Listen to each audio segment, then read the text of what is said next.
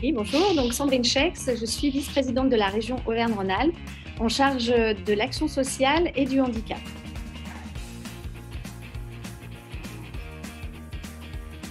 Alors mon action la plus importante jusqu'alors, puisque c'était ma mission dans le précédent mandat, c'était le handicap. Et c'est encore le handicap, avec une prise en charge de cette thématique d'une manière transversale sur l'ensemble des politiques régionales.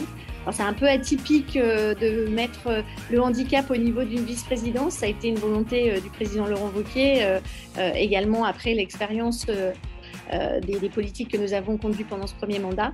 C'est vrai que en tout cas, c'est une détermination assez forte à prendre en compte vraiment ce public avec des besoins particuliers, mais j'allais dire d'une manière globale en fait. Et mon rôle est de travailler avec l'ensemble de mes collègues pour que, évidemment, dans les thématiques d'accessibilité, mobilité, accès à la formation, on prenne en compte le handicap, mais aussi sur d'autres sujets, que ce soit le tourisme, que ce soit aussi l'accès au numérique, on puisse penser handicap physique et puis handicap invisible, handicap psychique et mental, qu'on a parfois tendance à oublier.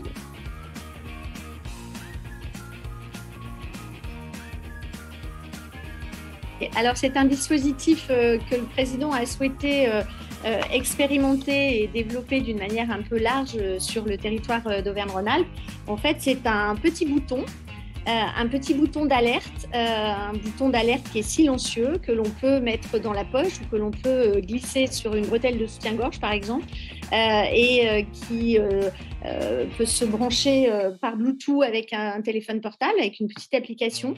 Et en fait, vous enregistrez 5 numéros, jusqu'à 5 numéros de portable, avec des adresses mail d'amis, de voisins ou d'une association, enfin de personnes que vous souhaitez alerter en cas de danger.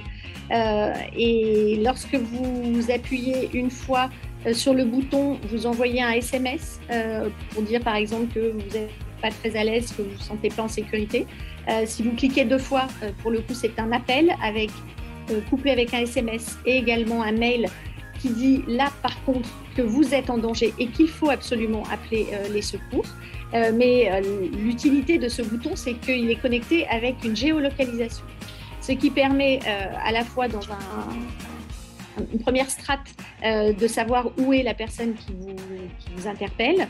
Et évidemment, si ça doit aller plus loin et qu'il faut absolument appeler les secours, d'utiliser la géolocalisation qui est très précise. Et puis, il y a une troisième fonction, si on appuie d'une manière vraiment longue, ça enclenche une alarme, donc ça peut déstabiliser un agresseur et ça peut alerter aussi le voisinage pour essayer justement de sortir d'un mauvais pas, en tout cas de sécuriser. Et puis, il y a la possibilité d'enregistrer les bruits ambiants qui permet, dans le cadre d'une procédure judiciaire, éventuellement, de pouvoir apporter la preuve d'une situation de violence.